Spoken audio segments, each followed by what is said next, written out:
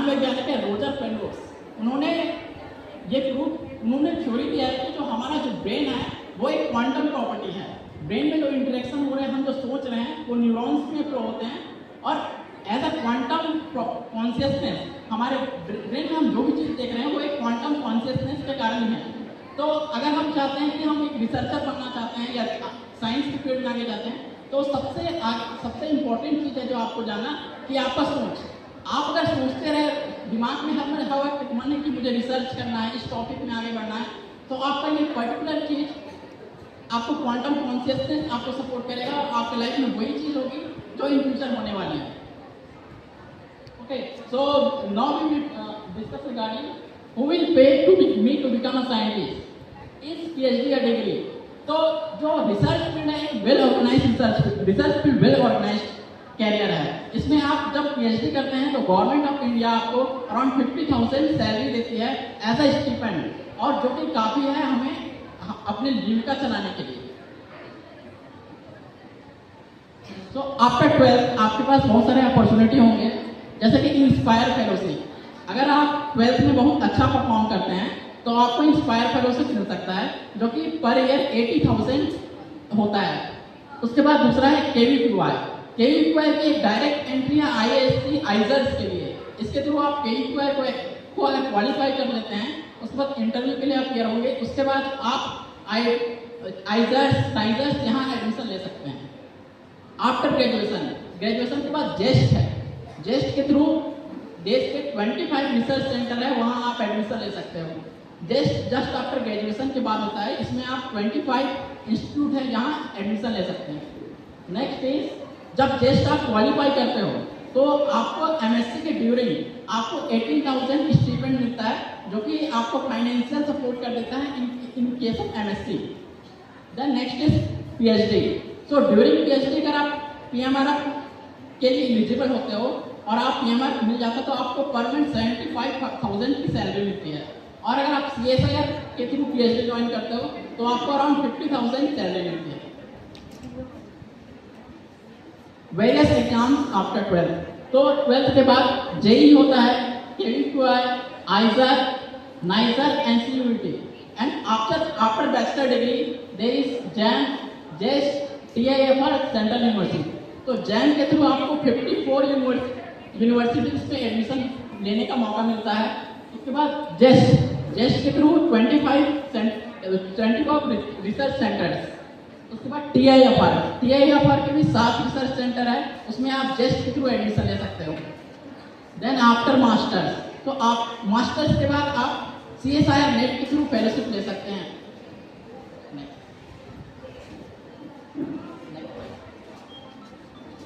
तो सबसे पहले हम देखते हैं कि हमें पढ़ाई कैसे करनी है।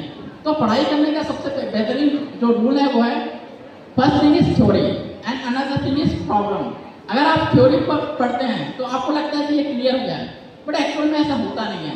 जब आप प्रॉब्लम्स को सॉल्व करते हो तब आपको समझ में आता है कि थ्योरी एक्चुअल में क्या था। जैसे कि E=mc², ये एग्जैक्टली किस एनर्जी को रिप्रेजेंट करता है, इस चीज़ को समझने के लिए आपको उससे रिलेटेड प्रॉब्लम सॉल्व करने पड़ेंगे, और इन प्रॉब्लम्स को सॉल्व करने के बाद भी आप जाके चेक करते हो कि थ्योरी ऐसा है, तो प्रॉब्लम्स और थ्योरी हैंड बाई हैंड चलते हैं। जैसे कि प्रॉब्लम्स और थ्योरी एक साइकिल के 2 व्हील हैं, तो थ्योरी फर्स्ट व्हील है एंड प्रॉब्लम सेकंड व्हील है। और कुछ बच्चे हैं जो मैथ्स में सिर्फ प्रॉब्लम सॉल्व करते हैं, थ्योरी नहीं पढ़ते हैं, तो उस केस में भी आपको एग्जैक्टली मैथ समझ में नहीं आएगा, आप सिर्फ थ्योरी पे ही रह जाओगे, प्रॉब्लम सॉल्व नहीं कर पाओगे।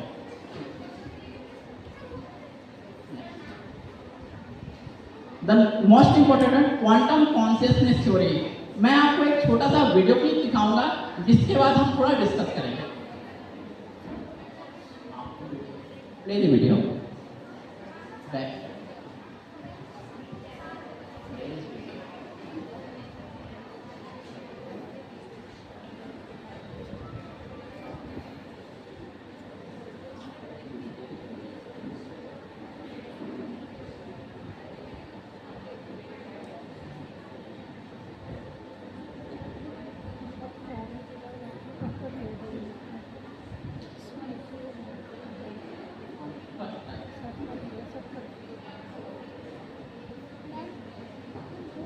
तो एक कैट है, बिल्ली है, वो एक रूम के अंदर है। तो अगर एक पॉइजन है जिसको हम उस रूम में फैला दिए, तो आपको क्या लगता है कि वो कैट मरेगा या जिंदा रहेगा? कितने लोगों को क्या लगता है? जो मरेगा वो रेस आउट, जिनको लगता है कि कैट डाई हो जाएगा वो अपना हैंड उठाएं। बस कितने को लगता है डाई हो जाएगा? किनको लगता है कि कैट जिंदा रहेगा? वहां पॉइजन है, आपने पॉइजन को ब्रेक किया उस ग्लास को, तो कितने लोगों को लगता है कि वो कैट मर जाएगा? ओके, कितने लोगों को लगता है कि वो कैट जिंदा रहेगा? But according to quantum physics वो कैट तब तक मरा या जिंदा नहीं है जब तक हम उसको ऑब्जर्व ना करें। जब तक हम उस कैट को, उस बॉक्स को ओपन नहीं किए हैं, तब तक वो जो कैट है वो दो पॉसिबल स्टेट में रहेगा, जिसको हम कह सकते हैं cat is alive and another possible state is cat is died. So जो उसका वेव फंक्शन होगा उसके बारे में हम ज़्यादा डिटेल डिस्कस नहीं करेंगे, लेकिन कैट उस बॉक्स के अंदर कैट डेड मर जाएगा या जिंदा रहेगा, दो स्टेट्स है। लेकिन क्वांटम मैकेनिक्स के अनुसार दोनों स्टेट्स साइमल्टेनियसली एग्जिस्ट करता है। इस फैक्ट को हम क्वांटम कंप्यूटिंग में यूज करते हैं या क्वांटम कंप्यूटर्स में। जैसे कि जो नॉर्मल कंप्यूटर्स होते हैं उसमें अगर हम इलेक्ट्रॉन फ्लो कराते हैं तो वो एक डायरेक्शन में ही फ्लो करता है, but according to quantum mechanics एक ही पार्टिकल एक ही समय पे कई जगह पे एग्जिस्ट करता है। जैसे कि ये मैं यहाँ पे आपके सामने हूँ, लेकिन अगर ये क्वांटम वर्ल्ड होता, ऐसा वर्ल्ड जो बहुत छोटा है, उस प्रकार मुझे यहाँ देखते और वहाँ भी देखते, एक ही समय पे एक ही टाइम पे एक ही पार्टिकल एक से दो स्थान पर रहना, और ये तब तक डिसाइड नहीं होता जब तक कॉन्शियसनेस इन्वॉल्व ना हो जाए। तो बेसिकली एक वीडियो था जो मैं आपको शेयर कर दूंगा। तो जब तक कि हम उस बॉक्स को ओपन नहीं करते तब तक हमको पता नहीं चलता कि कैट डेड रहेगा या अलाइव रहेगा। अब इस फैक्ट, ये फैक्ट है जो क्वांटम मैकेनिकल फैक्ट है, इसको आप अपने लाइफ में भी यूज कर सकते हो। जैसे कि आप कोई डिसीजन ले रहे हो, आपको श्योर है कि आपका सिलेक्शन होगा या नहीं होगा। अभी तो आप कॉम्पिटिटिव एग्जाम्स को ही अपियर होना चाहते हो ना, तो आपने कॉम्पिटिटिव एग्जाम दिया, आपके पास अब आपका जो बॉक्स के अंदर है वो कॉम्पिटिटिव एग्जाम है। अब जैसे ही आपने वो एग्जाम दिया, आप उस एग्जाम को क्वालिफाई किए हो या नहीं क्वालिफाई किए हो, ये तब तक नहीं पता चलेगा जब तक आपका कॉन्शियसनेस इन्वॉल्व नहीं होगा। इस थ्योरी को हम आगे भी बढ़ा सकते हैं। इससे ये समझ में आता है कि हमारे जो थॉट्स हैं वो ही यूनिवर्स को एग्जिस्टेंस में लाते हो। जैसे कि मैं आपके सामने खड़ा हूँ, आप सब मेरे सामने हो, ये ऑब्वियस है कि आप लोग यहाँ प्रेजेंट हो, लेकिन अकॉर्डिंग टू क्वांटम थ्योरी ये आपका यहाँ प्रेजेंट होना या मेरा यहाँ प्रेजेंट होना तब तक यूनिवर्स में एग्जिस्टेंस में नहीं आता, तब तक क्वांटम कॉन्शियसनेस इन्वॉल्व नहीं होता। तो इस पूरे छोटे से एक्सपेरिमेंट को बताने का मेरा एक आपको ये लक्ष्य था कि आप अगर लाइफ में कुछ करना चाहते हो तो उसके लिए आपको आज से ही एम बनाना पड़ेगा, और उस एम तक तब तक टिके रहो जब तक वो एम पूरा ना हो। आपके दिमाग में अगर आप सोचोगे कि ये एम मेरे मुझसे पूरा हो जाएगा, तो क्वांटम कॉन्शियसनेस ये कहता है कि हाँ डेफिनेटली पूरा होगा, क्योंकि आपने सोचा है कि ये मेरा एम है और ये पूरा हो जाता है, हो सकता है। अगर आप सोचते हो दिमाग में आपके ये है कि ये एम पूरा नहीं होगा, आप डाउट में हो अपने आप में, तो क्वांटम कॉन्शियसनेस क्या कहता है कि आप बस वेरीफाई करोगे अपने डाउट को कि हाँ ये एग्जाम क्लियर नहीं हो पाएगा या ये एम मैं पूरा नहीं कर पाऊंगा। सो आपको जो भी डाउट्स है उसके बारे में आप मुझसे डायरेक्ट कांटेक्ट कर सकते हैं लिंक्डइन प्रोफाइल के थ्रू, और ये जो वीडियोस हैं जो अभी रन नहीं हो पाया, जिसको मैं अपने लिंक्डइन प्रोफाइल में शेयर कर दूंगा, आप जरूर इसको देख लेना। तो आपके दिमाग में ऐसे किसी के दिमाग में कोई क्वेश्चन हो या सवाल हो, आप पूछ सकते हैं। If you have any question, you can ask regarding quantum consciousness, Schrodinger cat.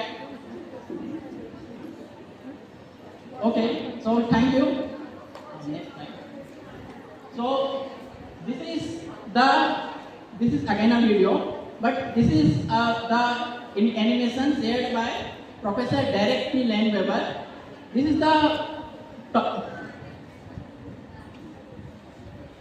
is basically animation. This is the toughest problem in the world. This problem is related to Yang-Mills mass cap problem. Actually अगर हम इस यहाँ room ले ले, room में अगर air है, अगर एयर को भी हटा दें तो वैक्यूम में भी कुछ है, ये ऐसे संकेत मिल रहे हैं, इसके हमारे सिमुलेशन एग्जिस्ट करता है। But this problem is definitely a problem of $1 million problem. अगर आप इस प्रॉब्लम को सॉल्व करते हैं तो आपको $1 मिलियन भी मिल सकते हैं। अगर आप गवर्नमेंट का कोई रूल ब्रेक करते हैं तो आप जेल जाते हैं। और उसी तरह दूसरे वे में अगर आप किसी गॉड के लॉ को ब्रेक करते हैं तो आप हेल जाते हैं। ओके, अगर आप साइंस के रूल को ब्रेक करते हो तो आप डायरेक्टली स्वीडन जाते हो, जहां आप अपना नोबेल प्राइज देते हो।